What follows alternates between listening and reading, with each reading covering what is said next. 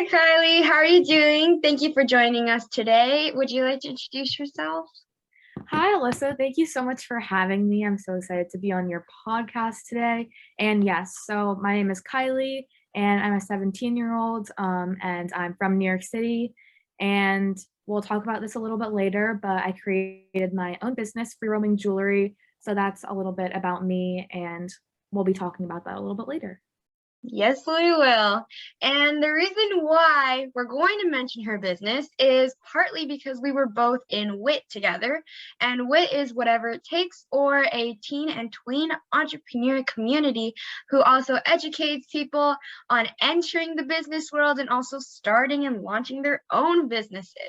And so we get to see each other in the community. We get to see our ideas grow and also how it changes.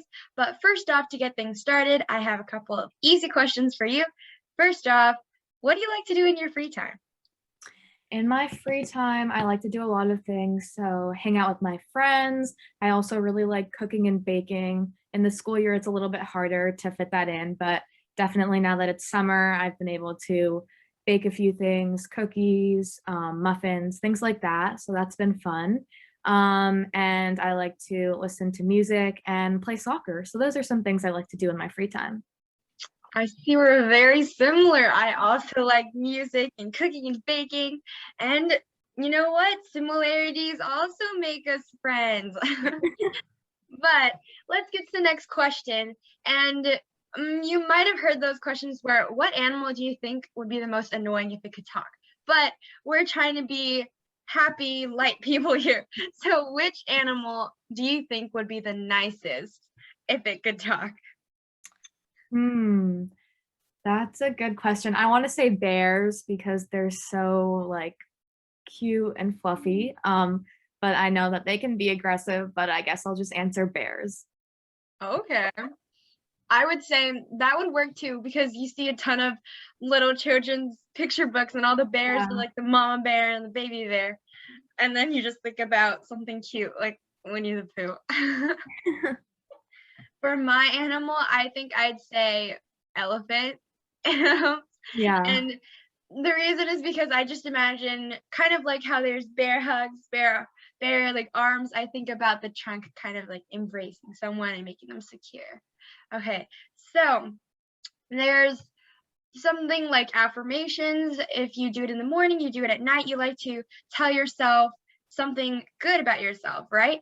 And instead of putting yourself down. So, is there something that you like about yourself? It could be physical, spiritual, mental, anything you like. Yeah. I like my eyes. My eyes are blue. I guess it's a little hard to tell on the camera, but I like them. They were a little bit brighter when I was younger, and now they're a little bit darker, but I still like them. That is very special. I really like looking at blue eyes. Yeah. You know what? I just have the normal average brown eyes, but Yeah. works for me.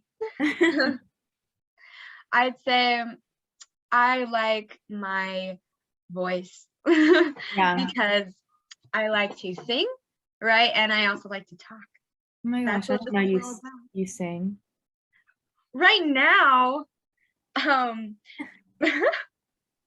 let's see. No, I What? just said I didn't know you like to sing. You don't have to Oh, sing. okay, okay. If I ever sing, maybe I'll do it in the future. Yeah, I do like to. I enjoy pop. Do you enjoy a certain genre? Honestly, I like pop too. Sometimes I like more mellow music, but I'm not really that picky. I'll pretty much listen to anything. Okay. Yep. We don't Besides want to be like, picky. yeah, besides like hard metal, like that stuff. But otherwise, I'm pretty open. Yeah. Okay. Sounds cool. So now we're getting started into the topic, and I'm just going to start with home sweet home. We've been sitting in it, we've been breathing in it all the time, and for now, why not just talk a little bit about it? So, for you, what makes a home a home? Or, in other words, what do you imagine when you think about a home? Yeah. So for me, I think a lot about the memories that I've had in my home. So At least for me, we have a lot of traditions, maybe around holidays or things like that, or just meals that we cook every year. For example, on Christmas Eve, my mom cooks this really good pasta, and we've had that every year. And so that's like one thing I kind of associate with home because it's this ongoing tradition that we have, and something to look forward to every year. So that's one big thing that I think about with home is traditions, whether around holidays or birthdays or whenever. Um, and then obviously the people, um, and yeah. Wow, you thought really deep into this with the traditions. I really like that. You know what? Whenever I think about home, I just think about like a clip art, like an image you just search up. It's a box with a triangle roof. That's it. But when I think about what makes me feel at home, it's when you kind of have a space with your family, like a place that makes you feel secure and safe. And we'll kind of mention that a little. We'll mention it soon. And basically, the image of home to me is also something where you can constantly just be yourself, be comfortable with who you are, who you're around, and the surroundings around you are not like intimidating. I'm not Yeah. sure. Speaking of like the space around you and comfort, I was kind of thinking of things within your home, like your bed, like when you're away and you're like, I can't wait to be home. I can't wait to sleep in my own bed, just be comfortable. So definitely, I think comfort is huge. And I think that's a really good point. Okay, but then what about the people who travel or the people who aren't settled or have no shelter? What is their home away from home? So if they don't have a bed that they can constantly go back to, what makes them, I already touched a little bit upon this earlier, but what do you think makes them feel at home?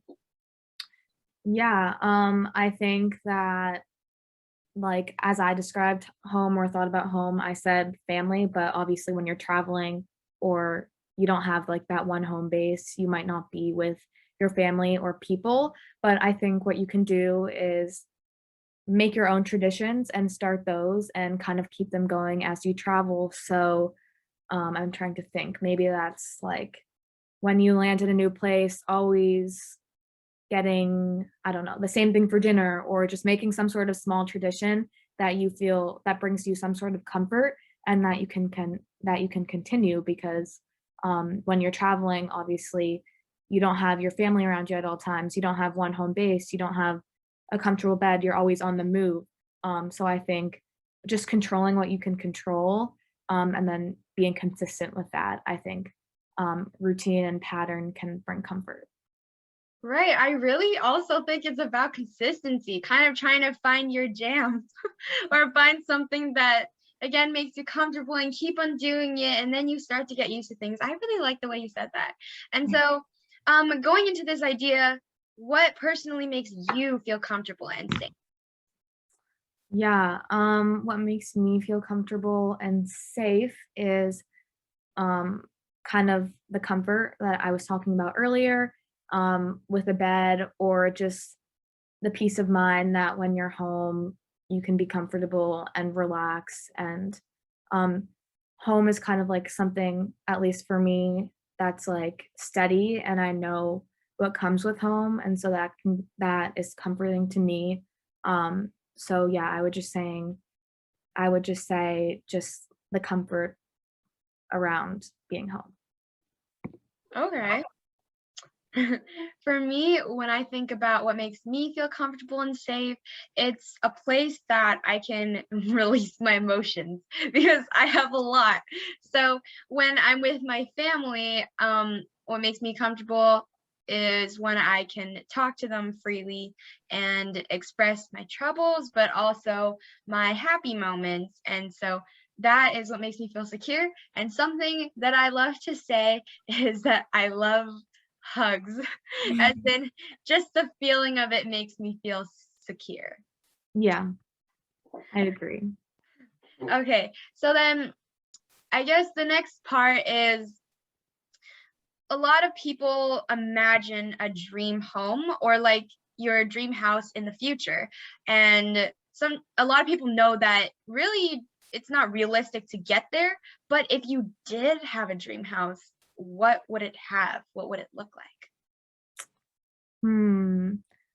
I mean, to be honest, I know like a lot of people have like planned out everything and they know exactly what house they want, but I actually really haven't. So I don't have like a specific like exact idea of like a dream home.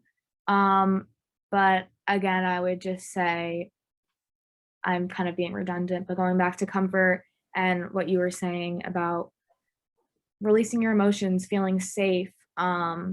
And yeah, so I would just say that. You know what? I totally agree. I didn't really think about this either. As in, when I think about a dream home, I remember there's a bunch of activity books in the past where in elementary we would fill out what our rooms want to look like in the future. But I'd say for me, I don't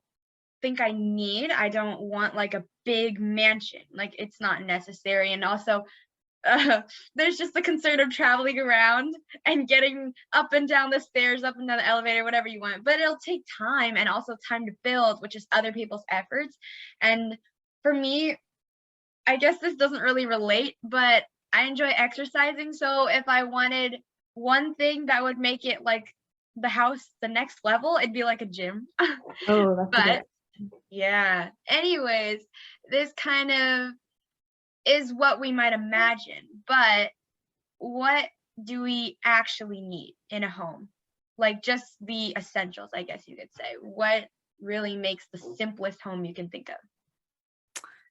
I guess just a few simple things like a sink, you need water. I guess it's like a pretty literal interpretation, but I guess like a sink, water, maybe a stove to warm your food. Um, but real and maybe just like a place where you can eat dinner and go to bed. But honestly, I feel like you don't need a huge home like you're talking about, just like a small little place with the most basic things. Um, and yeah, so sink, bathroom, um, Right. um, bed, um, what else? Yeah, I don't know. Oh, this is going back to the other question, but I just thought of one thing if I could design a dream house. Um, Maybe just like a small little a balcony where I could do my own thing, um, and sit out there, I don't know, read a book or um, drink coffee. That would be really cool. But Right. um, yeah, but going back to um, the question we're on now, I'm kind of jumping around. I would just say like basic things like what I was saying, bathroom, sink, all of that. Yep, that definitely sounds very literal. But I mean, this Yeah. question is supposed to be literal, right? Do you need lights? I guess electricity is something that some people might need because the sun's not always out and it'll be pitch dark at night. Yeah. But I guess you really hit it on what a home needs. It really doesn't need that much. And I feel like there's a lot that we kind of take for granted. Like, we don't need all the toys we have, and that's why some people donate them. Or we don't need thousands of books. And so that's why sometimes it's nice to donate to schools, donate to people who actually could make use of them. And so, close to this idea, this is kind of a classic question. If you were stranded wherever you are, a forest, an island, the mountains, and just pretend that you weren't focusing so much on surviving, as in you had the water sources, you had rocks and wood if you want to make fire. But if you were to bring three things, what would you bring? Ooh, okay. Um, I would definitely say I'm a big like comfy, cozy person, so I would definitely say like a huge, big, fuzzy blanket. I have like a lot of those at home, and if I could bring that, I would definitely um bring a blanket. That's like big and fluffy. I would also bring I guess I would bring people. So I would bring I don't know, I would bring either family or friends. I don't know how many people. I guess I can only bring one person. Um, Maybe I would bring my mom. And then the last thing I would bring is hmm, I think I'm trying to think. Um, Maybe I would bring something to keep me busy. So I would say maybe I would bring a cookbook and um, I don't know if there's like a cookbook for camping or something like that, but maybe that could be cool to have a cookbook and see what I could make out in the forest or wherever I am. Probably there's just kind of like the encyclopedia of whatever forest things you can put together. That'd be interesting. And I see you found a loophole in this three thing with the bringing people. Yeah. But you know what? That's smart.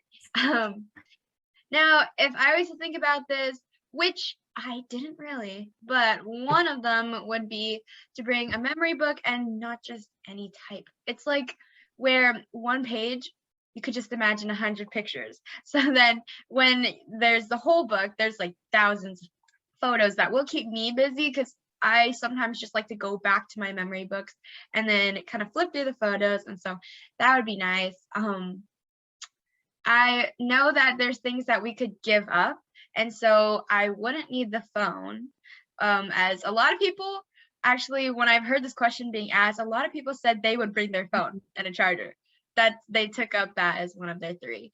But to be honest, I don't want to copy you with the people thing, but I'm gonna copy you. So for the two other people, I would be my dad and my mom. So those are my three things because Nice. I am an only child. So I love Nice. my parents and I need social interaction. If I'm stranded somewhere, which in this case, we're not fully stranded when there's people, but Yeah. we found the loophole for just this while. Okay, so when there's only so much that you can take somewhere, only so much that you can possess yourself, then it's a really big thing to be grateful for what we have. And so, what are three things that you're just grateful for today? Yeah, I'm definitely grateful for my education. I think sometimes we don't really appreciate it, but um, obviously it's been a part of my life, and I'm so lucky that I've been able to go to school. So I'm definitely grateful for that. I'm grateful for my family, and I'm grateful for my home. I guess that's fitting for this. Yes, it totally fits.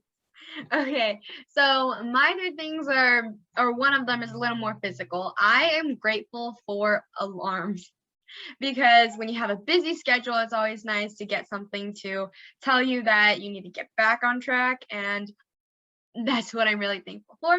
I'm also thankful for the way my parents raised me because I see the troubles in it. And I know that sometimes as teens or tweens, we don't really understand fully what it's like to be a parent, but I definitely know there's a lot to it. And so I'm thankful for them putting up with me. Yeah. And then I'm grateful for technology because we get to meet on this platform and we also have listeners who can listen to us from anywhere because this podcast episode as an audio version can reach out to so many people. Yeah, definitely. This made me think of, as we were talking about at WIT, how we have the gratitude channel. For whoever's listening, if you don't know that much about WIT, basically, we use this app called Slack. And so on Slack, there is a whole WIT community set up, and there's a bunch of different channels. And so one of them is the gratitude channel, and every day you can just post one thing that you're grateful for. So, yeah. It's very fun because when you post something every day, that's just something so little, but it could mean so much, and like just a couple words hold like a lot of value. And so it's also fun to see other people just post whatever randomly they're thinking about at Yeah. the moment. So someone can say, I'm thankful for snowballs, and another person could say, I'm thankful for um education, like you said. So they just range so much. But anyways, now that we know that, like, basically we kind of went over what we're grateful for today, then we also know that this is a really bad transition, but it's okay. We're really grateful, and we have the simplest ways to give our thanks, and that like really gets you far in some places. And so, how do you express gratefulness?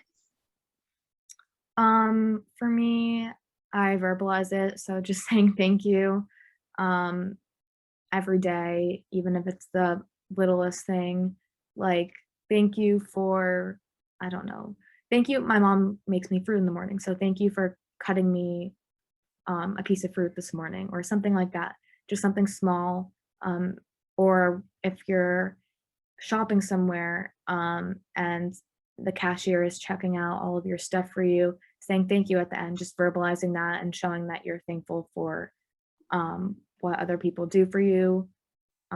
Yeah, so that's what I would say, verbalizing it. Right. I think that's the biggest thing about now. Um, Also be a little louder now that we all have masks outside, or that if you are wearing a mask, then it's always nice to just let the other person know, maybe like how you said, the cashier, the person who might be packing your groceries. It's always nice that even if they don't expect it, it doesn't hurt to say thank you. And so the way that I express gratefulness, to be honest, sometimes I don't. As in, like with my parents, if they do the laundry, it's something that maybe anyone can do in the house, and sometimes you don't even know who did it. But there's some things that when they're missed out, you don't say thank you, but it's like the feeling in the air. You're just like, you know that you're grateful. And then sometimes when you talk to people, yeah, verbalizing, I say thank you. Sometimes I nod. And there's this thing where people, when they say thank you to me, I don't say you're welcome. I just say thank you back. So, how do you respond to thank you? Like, how does it make you feel? Yeah, I mean, it makes me feel good that someone is acknowledging you, I guess. So maybe I'll just say, "No problem," maybe maybe just, like, nod like you were saying. And I think it's just, like, what you were saying, it's kind of the feeling you get, and sometimes you don't even need to verbalize it back. It just makes you feel good, and you can keep that feeling with you. And that makes me, think about, like, I can keep helping other people because that makes me feel good when someone says thank you. Really, I do agree with that. It always makes me feel good. So this kind of ties into a little bit of service. Do you ever do, it could be like simple deeds like cooking for your family or going out to volunteer? Like, how do you make other people feel acknowledged or special, that you're kind of like helping them out? Yeah, so I definitely like to cook, so that's one thing, for my family, but, um, I also before COVID, I helped, volunteer at one of the schools in New York City, middle schoolers, and I would help them with their homework, and, so that always made me feel good that I was making a difference in their day, and helping them with their homework or studying. So I guess it can definitely range from inside your home, doing something small, or going out to somewhere else, like in my instance, the middle school, and just helping. Right. I think it's always nice to help anyone of any age too. Like you helped out the kids, and then some people in my school, we go and help the seniors learn about technology. And there's just so many ways to get out there and give out your service, because as we learn in WIT, it's really more about the give than the get. And so that is also a big message in this. That's why it's always great to be thankful and grateful and so on. So, after thinking about what we have, specifically, how do you make others feel like they belong or like they fit in, as in they have a home anywhere they are. Yeah, definitely just starting a conversation. And once you start that conversation, being a good listener, or if the other person is apprehensive, maybe you take the lead and you're the one that's talking more. But I think just starting a conversation and making someone else feel heard is just like a really big thing that can make a person feel um, comfort and make them feel wanted and welcomed. I also, wow, that was my answer. I really resonate with that. I would also say when you want to make someone feel special, yes, it's also about sharing them, and also simply just saying hi, like in the hallways, or text them a message, say like checking in with them. How are you? Just like maybe asking questions so then they can get more comfortable with you and the situation around them, and then they can start to like just feel it. And Yeah. so other ways I guess you could say people could like feel like they belong. Um actually no, I forgot my answer, but I had something in my head. Anyways, moving on to the next question, maybe it'll come back. What can we do now on our part to create a more inclusive atmosphere? It's pretty much the same question, but if you have any ideas to add on, I guess you could say what are specific examples of how, like when you say hi or how are you, what are specific examples of how to interact with someone and make them feel like they belong? Yeah, definitely. I think saying their name is a huge thing. I guess it's kind of like adding on to what I was saying, but I guess it's a little more detailed than what I was saying. Saying their name, so that they know that you actually know them, I think, and actually addressing them. And I think like that can be like at school, for example, you could be stepping out of your comfort zone, but I think stepping out of your comfort zone is really important. And so I think that's part of making other people that maybe you wouldn't normally talk to. Um, I think by stepping out of your comfort zone, that can just open up new opportunities. Maybe you can even make a new friend. Yes, that is so true. Getting out of your comfort zone can really get you far. I remember that when I was in seventh grade and we were all new people, I was so excited to meet new friends. And then there's just one quiet girl in the hallways, and I just decided to say hi to her every single day. And like maybe she didn't answer me all the time. Maybe I felt like I was pestering her a bit. But over time she opened up, and then she was the one who started saying hi first, and that really like meant a lot, as in wow, I made an impact on someone. Yeah. So that's it, really makes you feel good when sometimes you get something, and or basically any form of reward from you taking that first step. So, tying this all in, oh, actually, no, I have one more example. So, kind of like your names, nowadays it's really important that we respect gender pronouns. So, we see a lot of people want to be addressed differently, but people assume that a girl is a her when she wants to be called a he or them. And so, it's really important to ask somebody kind of how they want to be addressed other than their name. And I think that it really means a lot to a person when you want to confirm it, because I went on a trip recently and I met some stranger that I did not know, and I asked her for her name, and then she asked me, the first thing she said is, what is your name and what is your gender pronoun? And that was the first time anyone ever asked me that when asking my name, and I thought that was just something really cool, and I should do that too. Yeah. So now we're going to be tying everything in. We are going to be mentioning Kylie's business. So do you want to tell us a little bit more about it? Yes. So my business, as I mentioned in like the first minute of the podcast, my business is called Free Roaming Jewelry, and so I started it when I joined WIT. I think it was this winter, maybe March or around then. So I started it then, but I wasn't really able to really get it moving until the summer because I had a lot of schoolwork, and that was kind of taking up my time. But basically, I've been working on it a lot this summer, and so my business is basically selling jewelry. So I make the jewelry handmade and then I sell it. So I actually just made my first piece, which is called the zip necklace. And I'll talk a little bit more about that in a minute. But I make jewelry and then I sell it, and then 15% of the profits go toward sponsoring a fence project. And you may be wondering, what is a fence project? And a fence project is basically the removal of a harmful fence, oftentimes made out of barbed wire. And so it's so important to remove these fences because they can cause animals like moose, elk, deer, even birds to get tangled or even die when they come across these harmful fences. So I really want to create a safer environment for wildlife. And I forgot to mention, I'm sponsoring these fence projects in Wyoming.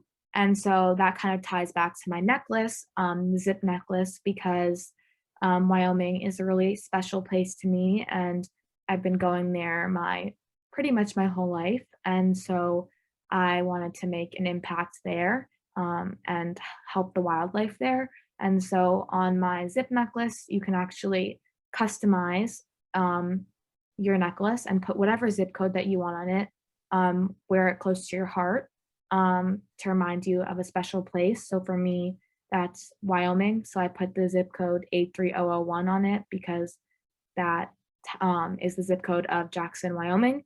And so that's what I put on my zip necklace. But obviously, for you, Alyssa, it might be different if you were to get one, or if like someone else, like my friend got it, maybe she would put a different zip code on it.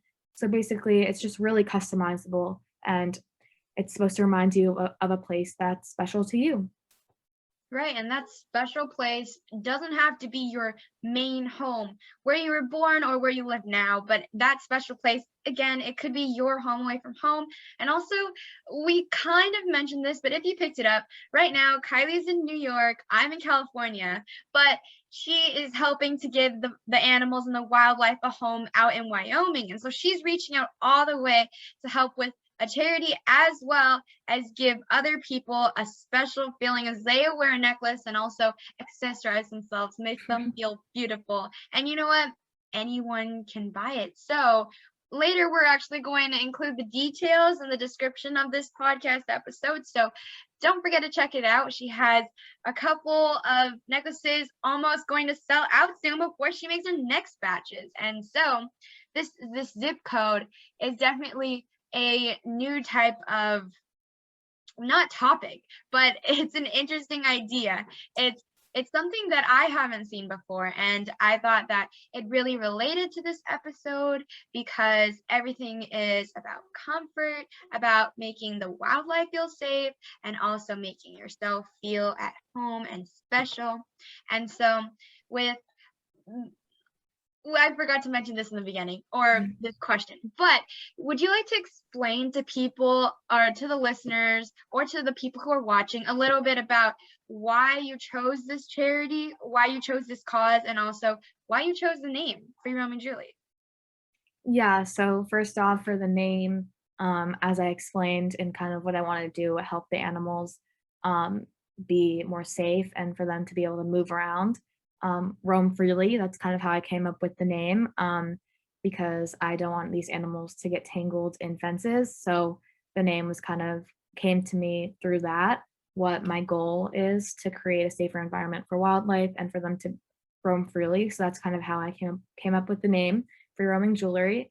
And so that's how I came up with that. And then could you repeat the other questions? Let me think. I actually forgot about it. So I think the question was, what was your story behind the cause? So other than the Oh, right. fences, let me give you a hint. Something on the wall, up on the wall. Okay. Yes. So, um, yeah, you might be wondering like how I came to this business and like the story behind it kind of.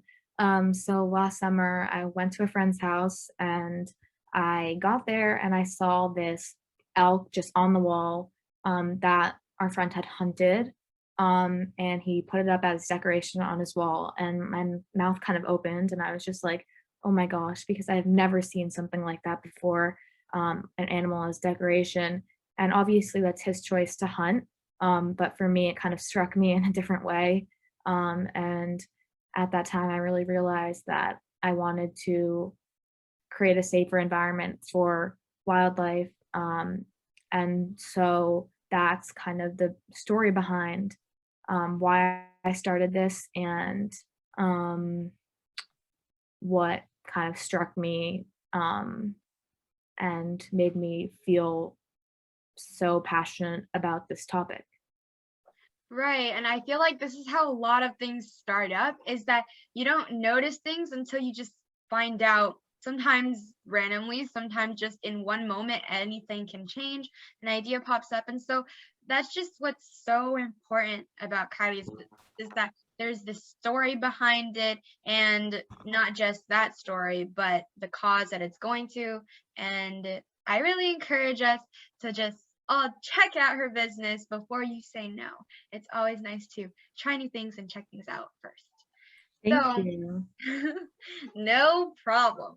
Anyways, going on to how this is gonna end, we're just gonna share a couple of words. Do you have any last things to say? I want to say thank you for having me on your podcast. It was great to be on here today. So thank you. And I really had fun talking. And I hope that you guys will maybe just check out my Instagram for my business at Free Roaming Jewelry. And you can learn more about um, my business on there. But I had so much fun talking today. And thank you so much for having me. Thank you for joining us. For my last words, I just want to give a shout out of gratefulness to all the parents out there, all the mentors, all the people who make us feel special, make us feel known, heard, and also secure where we are at, whether it be online or whether it be in person. Thank you, Wit, or whatever it takes, for giving me and Kylie a chance to meet and to support each other and bond. And also, just thank you for the community all around us. Thank you for this podcast. Thank you for joining us today. And that's it. Bye. Bye.